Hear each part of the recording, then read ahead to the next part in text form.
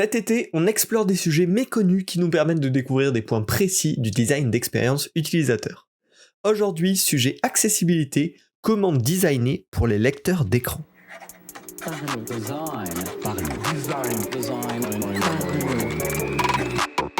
Cette 5e saison de Parlons Design est sponsorisée par The KKOS Theory, le site des product designers.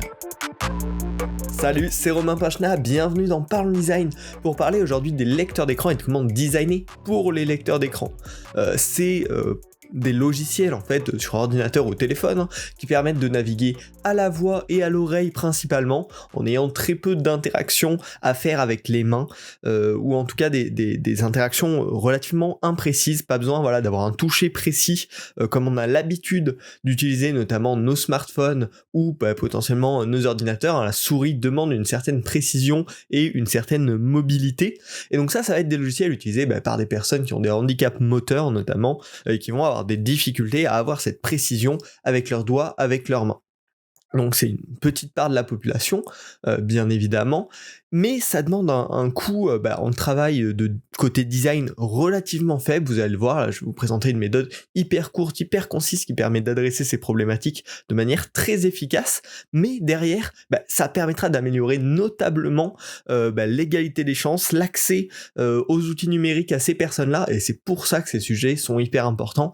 C'est pas normal qu'aujourd'hui, quand on design, on oublie toute une partie de la population et on leur donne pas les possibilités complètes de profiter des produits numériques. Alors pour cet épisode, je m'appuie sur un guide de la BBC, la fameuse télé radio britannique, qui ont tout un site avec des pratiques de design et notamment toute une grosse partie sur l'accessibilité en tant que presque service public, forcément ils sont très très bons là-dessus, mais on va le voir, malheureusement, c'est pas le cas dans la plupart des produits numériques aujourd'hui.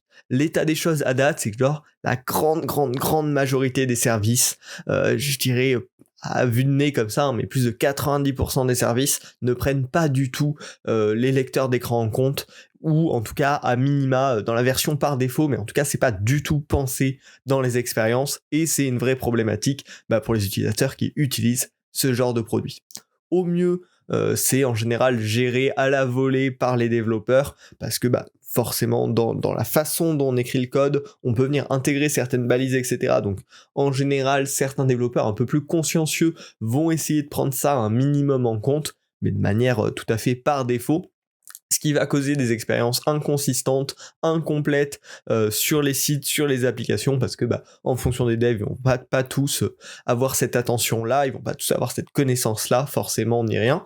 Et c'est là où nous, en tant que designers, on peut apporter une grosse valeur très rapidement. C'est-à-dire qu'en prenant en compte l'utilisation de lecteurs d'écran dès la phase de design, très rapidement, on va pouvoir proposer un produit qui va être dans le top 1, aller dans le top 10% des produits qui ont un bon niveau d'accessibilité au lecteur d'écran. Parce qu'en le prenant en compte dès la phase de design, on va imaginer l'expérience en lecteur d'écran, et derrière, on va s'assurer que ce soit développé de la bonne façon. Alors pour se plonger là-dedans et se lancer dans cette initiative-là, c'est relativement pas compliqué. La première étape que je vous conseille bien sûr, c'est de tester un lecteur d'écran. Il y a VoiceOver sur iOS, donc sur iPhone, iPad, même sur Mac d'ailleurs. Il y a TalkBack sur Android, qui sont des outils de lecteur d'écran déjà intégrés, donc rien besoin d'installer ou quoi que ce soit. Et en allant tester ça, vous allez pouvoir découvrir comment ça marche, quel est le principe. À minima, allez voir une vidéo sur YouTube qui montre les tutos de ces outils-là pour comprendre vraiment concrètement comment ça marche. Si vous voulez rester dans l'univers du podcast, j'avais fait un podcast sur 3 astuces d'accessibilité pour les appareils tactiles il y a quelques semaines de cela, et je vous parle notamment un petit peu de mon expérience à tester ces lecteurs d'écran. Donc bon, ça c'est la première étape, comprendre, connaître vraiment concrètement qu'est-ce que c'est un lecteur d'écran. La deuxième étape, celle qu'on va voir ensemble dans ce podcast, c'est comment documenter le parcours d'un lecteur d'écran au niveau de chaque composant et de chaque écran. Ça va être hyper clé, forcément, ça va être notre rôle de designer.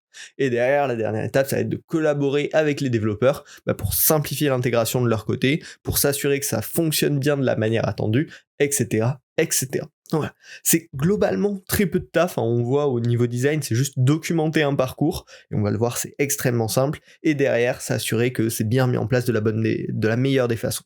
En fait, rien qu'avec ces petites étapes-là, on va être beaucoup plus conscient de comment fonctionne un lecteur d'écran, on va être beaucoup plus conscient de comment ça peut impacter positivement la vie de tous les gens qui utilisent ces technologies-là, et puis on va développer un petit peu des compétences techniques, en tout cas en parallèle des développeurs, en comprenant mieux concrètement comment ça fonctionne. Désormais qu'on a un peu la big picture à ce niveau-là, quelle est la méthode pour documenter ce parcours de lecteur d'écran ? J'ai pris celle de la BBC, je l'ai un petit peu simplifiée pour avoir cette V1, le truc qu'on peut appliquer hyper rapidement, et j'espère que ça va vous inciter à commencer ça et à le mettre en place. Alors, pour commencer, comment fonctionne un lecteur d'écran ? Un lecteur d'écran, c'est assez... son nom est assez explicite, hein. Ça va lire les différents points d'attention sur un écran, et ça va permettre à l'utilisateur de naviguer, notamment avec des numéros, avec des tags. C'est-à-dire qu'on va avoir l'élément 1, l'élément 2, l'élément 3, l'élément 4, etc. sur l'écran, et l'utilisateur va pouvoir naviguer en disant clique sur le numéro 4, clique sur le numéro 6, etc., etc. Donc en fait, le lecteur d'écran va repérer les différents textes et va pouvoir les lire à l'utilisateur, et ensuite, il va permettre à l'utilisateur de pouvoir naviguer de point d'intérêt en point d'intérêt à travers l'écran.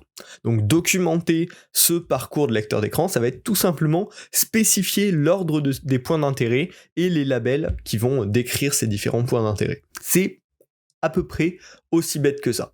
Globalement, ça va se finaliser en une maquette avec des petits pins qui représentent les différents numéros des points d'intérêt, donc du numéro 1 au dernier numéro dont vous aurez besoin, et une liste numérotée qui va correspondre à ces différents points avec un label qui le décrit à chaque fois. Comment on va appliquer ça concrètement dans le design ? Déjà, il nous faut une maquette d'écran finie. Donc cette étape de documentation de lecteur d'écran va arriver en fin de process de design. Donc elle n'est pas contraignante et vous pouvez complètement y revenir de manière rétroactive une fois qu'un projet est fini. C'est pas un souci. Donc ça, c'est un premier point plutôt positif pour comment l'intégrer dans le processus de design. Une fois que la maquette est finie et complète, on va pouvoir intégrer ça. Forcément, plus on arrive à le remonter tôt dans le process, plus on aura une expérience consistante en termes de lecteur d'écran. Mais déjà, si on vient l'intégrer en fin de process, c'est complètement compatible. À partir de là, on va pouvoir commencer le vrai processus de documentation.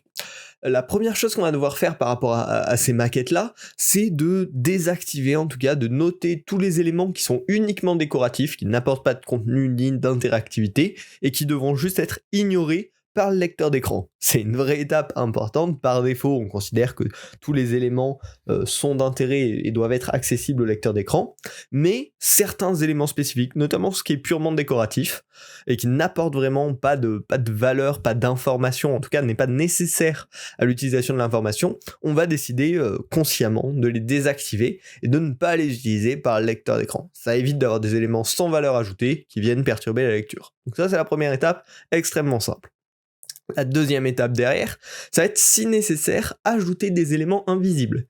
Des éléments qui ne sont pas visuellement dans l'interface, mais qui vont être nécessaires, qui vont apporter de la qualité à des lecteurs d'écran. Par exemple, de la titraille spécifique. On peut avoir de la titraille qui est faite sous forme très visuelle, sans que ce soit concret, matérialisé. Dans une démarche de lecteur d'écran, ça va être intéressant de vraiment le sectionner de manière claire et complète. Et du coup, on peut décider d'ajouter de la titraille, des containers spécifiques pour certaines sections et pour réorganiser un peu le truc. Là, voilà, on a fait l'étape de cadrage de qu'est-ce qu'on veut, qu'est-ce qu'on ne veut pas, qu'est-ce qu'on a besoin d'ajouter spécifiquement pour les lecteurs d'écran. Ce qui va nous permettre de passer à l'étape vraiment cœur, qui est définir l'ordre des éléments. Maintenant, on a tous les éléments sur notre page, on va les numéroter de 1 à X, la valeur de fin, en fonction du nombre d'éléments qu'il y a sur votre page, sur la maquette. En disant, ça c'est le premier élément qui va être interactif, le deuxième, le troisième, le quatrième, le cinquième. Globalement, la plupart du temps, ça va suivre l'ordre de lecture, mais en fonction de l'organisation de vos blocs, on peut avoir un ordre qui est spécifique. Et c'est pour ça que c'est hyper important de le numéroter et de le prendre en compte dans vos designs, c'est pour que l'expérience lecteur d'écran, quand on passe d'un point à l'autre, elle soit cohérente, et qu'on passe pas d'un point en haut de l'écran à un point en bas de l'écran, puis à un point au milieu de l'écran, etc. Il faut juste choisir les différents points d'écrage dans l'ordre le plus cohérent en termes de lecture possible. Donc vous les numérotez directement avec des petits pins sur la maquette, et puis vous pouvez à côté commencer à préparer une liste avec tous vos numéros qu'on va compléter derrière avec l'étape suivante qui est de définir les rôles sémantiques. Il en existe 6, en tout cas 6 basiques, après on peut toujours pousser la chose plus loin, mais c'est des rôles qui vont être définis en termes de développement et qui vont permettre derrière au lecteur d'écran de mieux comprendre l'usage de chacun des éléments. Alors, je vais vous les citer rapidement, mais forcément je vous inviterai à aller découvrir plus les ressources que je vous mettrai en description si vous voulez creuser ces sujets, mais il existe 6 rôles sémantiques de base: le bouton, le header, l'image, le lien, la barre de recherche et la tab, qui est un élément de navigation. Et donc, en définissant les rôles sémantiques de tous les éléments qu'on a numérotés à l'étape juste avant, on aura fait une première bonne étape qui permettra derrière aux développeurs de s'assurer que ces rôles sémantiques-là soient bien reconnus par les lecteurs d'écran et puissent donc proposer la meilleure expérience de navigation possible aux utilisateurs des navigateurs d'écran. L'étape suivante, ça va être de définir les labels qui seront lus par le lecteur d'écran pour chaque élément. Donc on a toute notre liste numérotée, on a toute notre liste de rôles sémantiques pour chaque numéro, mais on va venir ajouter un troisième élément qui est le label. Juste si on a un bouton, ça va souvent être le titre du bouton, si on a une image, ça va être une description de l'image, etc., etc. Souvent, c'est un texte concis qui explique l'élément. On peut généralement reprendre le texte qui est déjà contenu dans l'élément. Pour un bouton, on va souvent pouvoir reprendre le texte du bouton. Mais pour une image, on va venir le décrire. Pour un bouton, en fonction du contexte, on peut vouloir rajouter plus d'informations qu'il y a marqué sur le bouton, notamment si on a plusieurs boutons, en savoir plus, ça va être important à cette étape-là de le distinguer en rajoutant peut-être en savoir plus sur tel sujet, en savoir plus sur tel sujet, etc., pour qu'à l'usage lecteur d'écran soit plus pratique. Et là, globalement, on a fait le plus dur. On a défini l'ordre de lecture des éléments, on a défini leur rôle sémantique, on a défini leur label descriptif. La prochaine étape, ça va être d'accompagner les développeurs dans l'intégration de ça et surtout de tester l'expérience soi-même. De tester l'expérience, ça va permettre de se familiariser avec les lecteurs d'écran, de comprendre les difficultés, de comprendre les possibilités qu'ils proposent et du coup de s'améliorer pour la prochaine fois qu'on prendra, qu'on appliquera cette méthode et qu'on s'assurera que le design soit compatible avec les lecteurs d'écran. C'est vraiment la meilleure façon de comprendre et de s'améliorer au fur et à mesure. Voilà, cette méthode elle est vraiment simple, on a une maquette finie, on va venir décider quels éléments doivent être interactifs au lecteur d'écran et lesquels doivent être ignorés. Derrière on va choisir dans quel ordre on les lit, quel est le rôle sémantique de chaque élément, quel est le label qu'il décrit, et puis on va venir le mettre en place, le tester et continuer à s'améliorer sur la gestion des lecteurs d'écran dans nos futurs designs. C'est une méthode hyper simple, hyper bien pour faire ses premiers pas et assurer une expérience de qualité aux personnes qui utilisent les lecteurs d'écran de manière extrêmement simple.